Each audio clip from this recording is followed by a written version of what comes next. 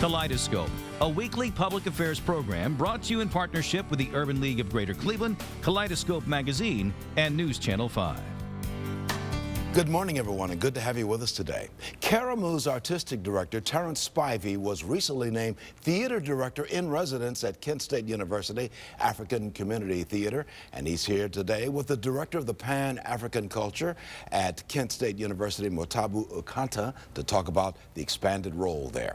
Later on, we'll hear about an event for parents of children with special needs and developmental delays. Executive Director of Connecting for Kids, Sarah Ritamaki, and parent Sarah Cater are here to talk about that event and about the mission of the organization.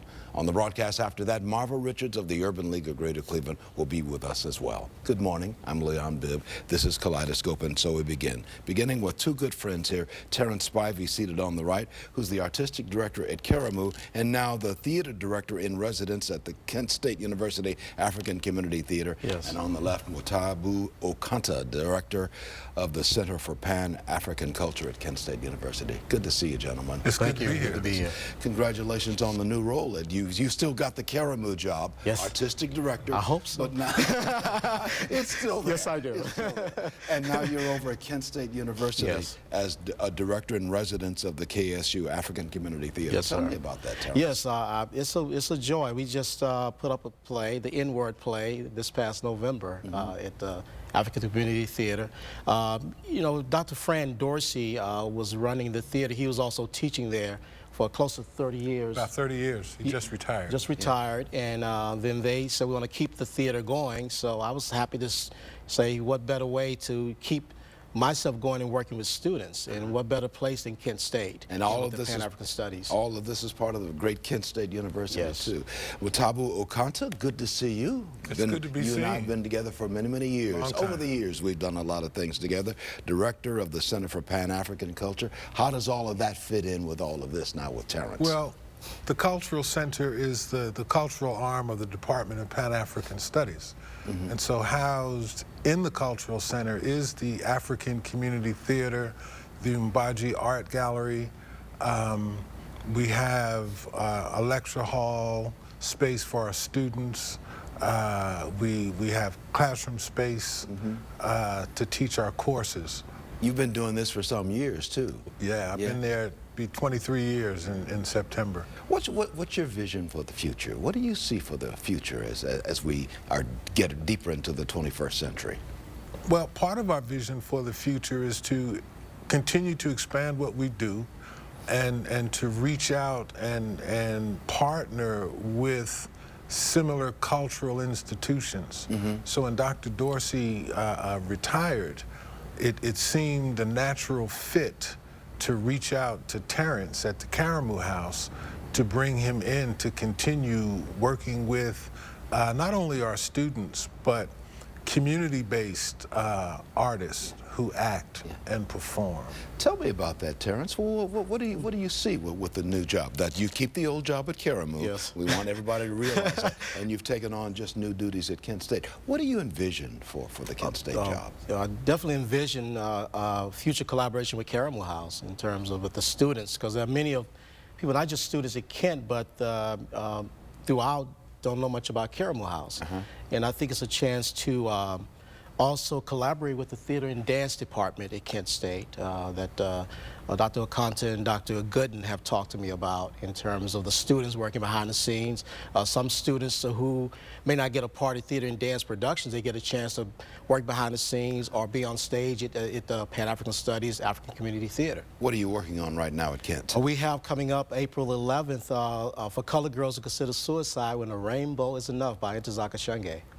And that's going to be at Kent? Coming up at Kent State, and it's my third time doing the production. Yeah. I love the piece, and it's going to be a chance to really see a lot of talent up on that stage. And basically, too, that play doesn't have much of a set. So it gives a chance for them to be able to use their body and their voices up on that stage. Motabu, what he brings to you keeps you going and just adds more to what you're doing at the Center for Pan-African Culture. Yeah, it supplements it. For example, Ntozake Shange is a major writer. We teach courses in African American literature, women's literature. So it's one thing to have our students read the literature, it's another thing to have them experience the literature being brought to life. It's an opportunity for our students to work with theater professionals on both sides of the stage. So we have students who perform, but we also have students who want to learn the technical aspect of how do you put on a production, how do you build a set. And so a lot of people want to be on stage, but it takes a lot to get on stage. That's right. That's right.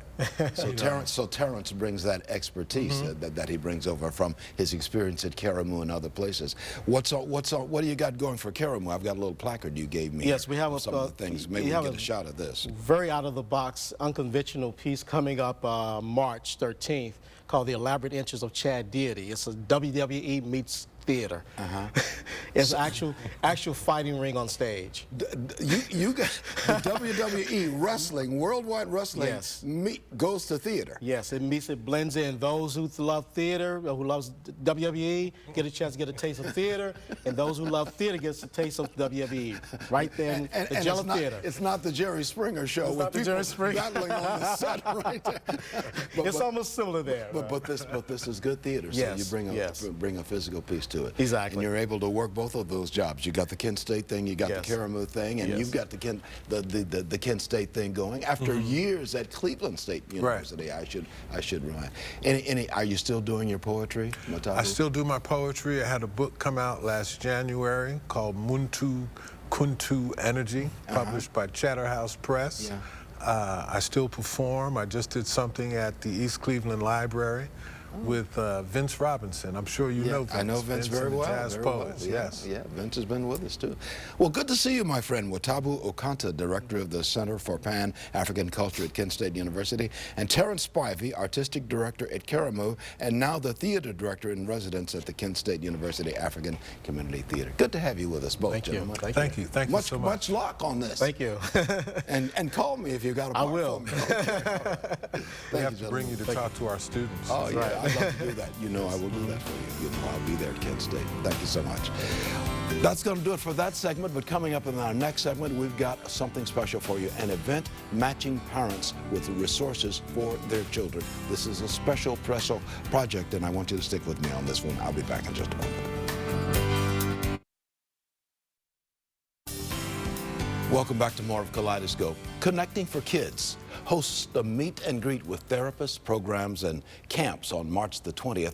Sarah Cater and Executive Director Sarah Rentamaki are here to talk more about this event geared to parents of children with special needs and developmental delays. Sarah Rentamaki on the right, she's Executive Director of Connecting for Kids, and Sarah Cater on the left is a parent involved with Connecting for Kids. Good to have you with us, ladies. Well, thank you for having us. Tell me, Sarah Rentamaki, your Executive Director, what is the mission of Connecting for Kids? Well, our goal is to educate and support any family that has a question or concern about their child's development. Whether they know that their child has a formal diagnosis like autism or ADHD, or if they're just questioning that they're having lots of tantrums as a toddler, or maybe they're struggling on the playground in school, and they want to find somebody to be able to help them help their child. Had you gone through something like this? Yes, both of Is that what prompted this organization? Absolutely. It was my own story of what I wish was out there. My boys were both born with developmental delays, but didn't fit within any of the large diagnoses that are common. And so it felt very hard and frustrating for me to be able to find help for them. And once I did find the help, my husband and I decided to start Connecting for Kids to be able to help the next family on the journey.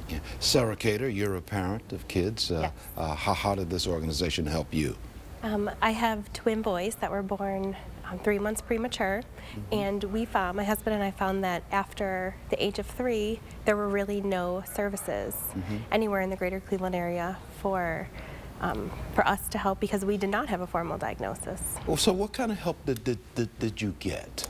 So we found Connecting for Kids through the Westlake Library website, and we came to several of the events that they have. They have Teach Me to Play and music therapy and coffee chats for our parents struggling. And then we also went to a meet and greet last year. Yeah. Sarah Renamaki, there've got to be lots of parents out there who have children who don't fit, as you said, into one of the more publicized developmental areas, and that's who you are gearing to. You're kind of a clearinghouse, aren't you? Yeah, we like to describe ourselves as a funnel. So you can come to us and we offer basic education and support, and then we connect you to the resources in the community, like the meet and greet, where we'll have more than 70 providers of programs for families. But yes, it was, you know, I thought maybe 100 families or so would come to us, and in our first 2 years, we've had more than 2,000 participants in one of our programs. I want to put a phone number on the screen there, and a website, connectingforkids.org, connectingforkids.org, or 440-250-5563. There's the number at the bottom of the screen. You might want to write that down, parents. You've got a big event coming up on March the 20th, which is a Thursday, at the Rocky River Civic Center, 6:30 in the evening. Tell me about that event. Well, it's a free event. Any family can come. And what we're going to do is have more than 70 providers having tables that the parents can go up to and say, this is what I'm concerned about with my child. They're throwing tantrums. Everything I've tried isn't working. Where can I go to get help? And they can find summer camps. You found? Yes. We went last year in March, and we found a summer camp, and through Connecting for Kids, we actually found funding to pay for the camp. This has changed the life of your family. Most definitely. Yes. I mean, you've gotten the help that you need, and this is the kind of story you can do this again. I mean, many times over with organizations. Will do you go to these meet and greets and offer testimonies to this, or do you meet with other folks and tell them how Connecting for Kids helped you? I tell everybody that I know about Connecting for Kids and the events at the library, and all about Sarah and how they can contact her for any resources that they need. This changed your, as I said, this changed your family's life and your children's lives as well, made it significantly better. That's the kind of thing, that's your vision for the organization. That's simply what you want to do. Well, where do you get your money to continue to do the work that you do? Well, that's the challenge. A lot of it is volunteer efforts, and we have fundraiser. In fact, one coming up next week. And then we have been fortunate in that the Cleveland Foundation, as well as the Community West Foundation and Nordson Corporation Foundation have given us some grants to get started. If people go on the website, they can get more information on how to send you money if they'd like to send you money. Oh, we would be very grateful. If they simply go to connectingforkids.org, correct, or if they're an address or something like that, they can find all of that right there, or you can give that address right here if you like. Yes, so connectingforkids.org, and we have a donate button, as well as a flyer about our event coming up next Friday at Panini's Bar and Grill. When you hear Sarah Cater talk about how this changed her life, this is what it's all about, right? You know you're making changes. I can see the passion in your eyes. This is what you are trying to do. Yeah. Change the lives of families and make them better. Right, and you know, my husband always says, because so much of this is our volunteer efforts, that if we just help one family make it easier with their children and to get them the help that they need, then we've made a difference. Sarah Cater, you echo that sentiment, don't you? Yes. Yeah. Yes. Good to have you both on the broadcast. Once again, it's going to be Thursday, March the 20th at the Rocky River Civic Center, 6:30 in the evening. It is a free event, right? Correct. All kinds of booths around there. Get all the kinds of information. More information on everything we've been talking about is going to be right there at the Rocky River Civic Center, 6:30 in the evening. That's Thursday, March the 20th, and I don't have the address for the Civic Center. It's on the corner of Hilliard and Wagger Road in Rocky River. Got it. Okay. Thank you so much, ladies, for being on the air. To Sarah Renamacher and Sarah Cater, thank you so much for being on the broadcast. Thank you, Leon. Thank you. I'm going to take a break right now. This is Kaleidoscope. I'm Leon Bibb. I'll be right back in just a moment.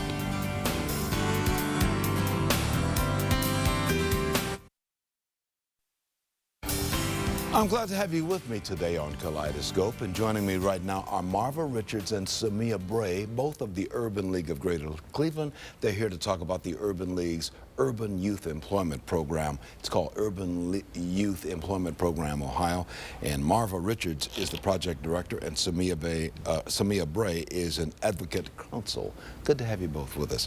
Tell me, Marva, about this Urban League Urban Youth Employment Program Ohio. What is it? What is it? The Urban Youth Empowerment Program is funded through the National Urban League and Department of Labor. And it's a program for 16 to 24-year-olds, 75, who have had incidents as juveniles and are looking to get their records expunged or move into a diversion program. And actually, we call it Face Forward. So those 75 youth will have an opportunity to get everything straight and face forward and keep it moving to be productive. And this is called an empowerment program. Yes, it is. I may have called it an employment program, but employment can come out of this empowerment program. Yes. Yeah. Yes. Yeah. And Samia Bray, you're an advocate counsel over there. Yes. What do you advocate over there? Well, I have the opportunity and the honor to work as a part of the Urban League team to help advocate for both the students, for those who they may be employed with, as well as their parents and the community. So I get to be that resource that touches whoever we may be working with to partner in empowering the young people inside of our program. Yeah, now I'm told that this affects young men, young people 16 to 24 years of age. Yes. Who've been in, who have a juvenile record. Yes. And if they get in this program, what does this program do regarding that juvenile record, and what does it do regarding their futures? Okay, ultimately what we look for is to be able to work with them to get their record expunged. Cleared. Absolutely cleared. Cleaned. Cleaned. Wiped slates is clean. Yes. Start absolutely. again. Absolutely. Or do again. Yes. Okay. So that's why we look at the juvenile population, no adult record at all. But there are things that that young people have to be have to do in order to get that expungement in front of a judge. And one is we provide workforce development, credentialing, high school graduation or GED, service learning, restorative justice, all those things. So a young person going before a judge has the opportunity to say, these are the positive things that I've done to be able to now contribute in a very positive way to society. And so our goal is that we really want to be out front in helping to eradicate that cradle to prison mentality and that culture. And we want to look at being able to have as many young people as possible be economically self-sufficient and also just advocate for their own communities.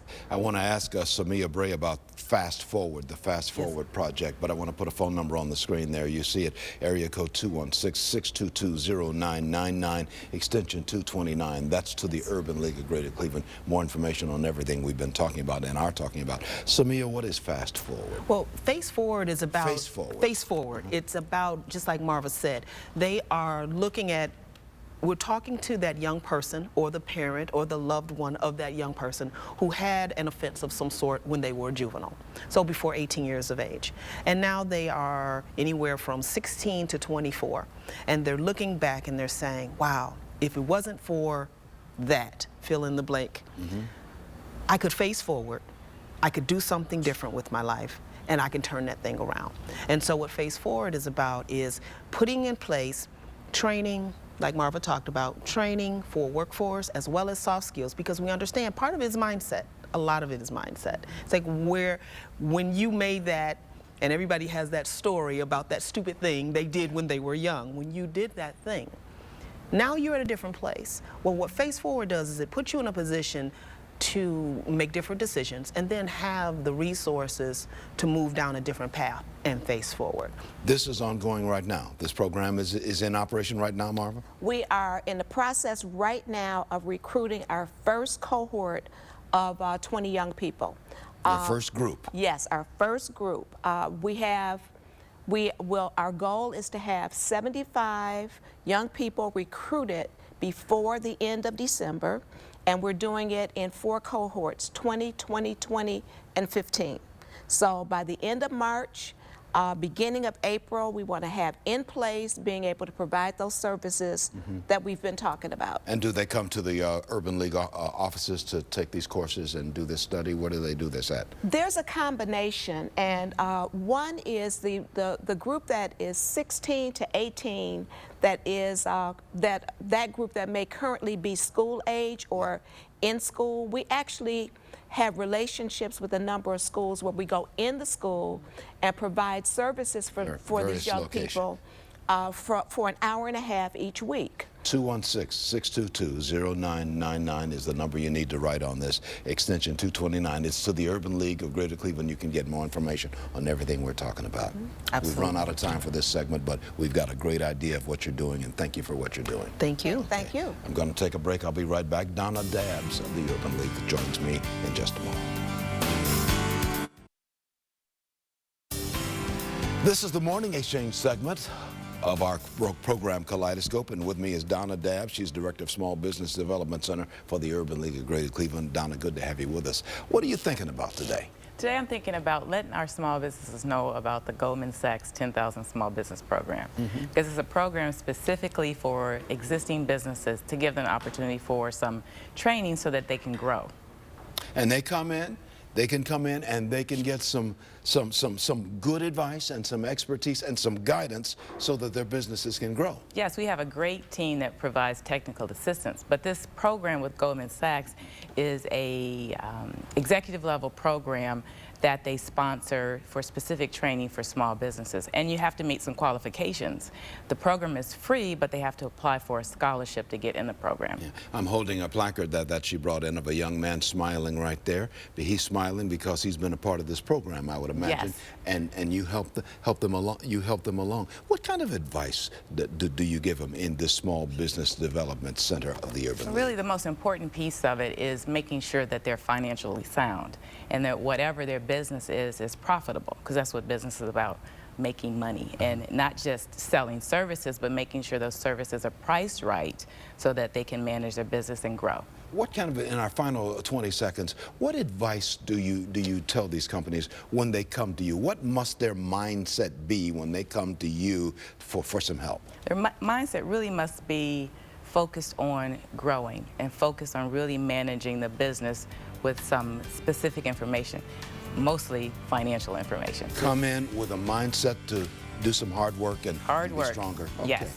Thank you so much, Donna Dabbs of the Urban League. We do appreciate you being with us. I appreciate you being with us. I'm Leon Bibb. Take care. A weekly public affairs program brought to you in partnership with the Urban League of Greater Cleveland, Kaleidoscope Magazine, and News Channel 5.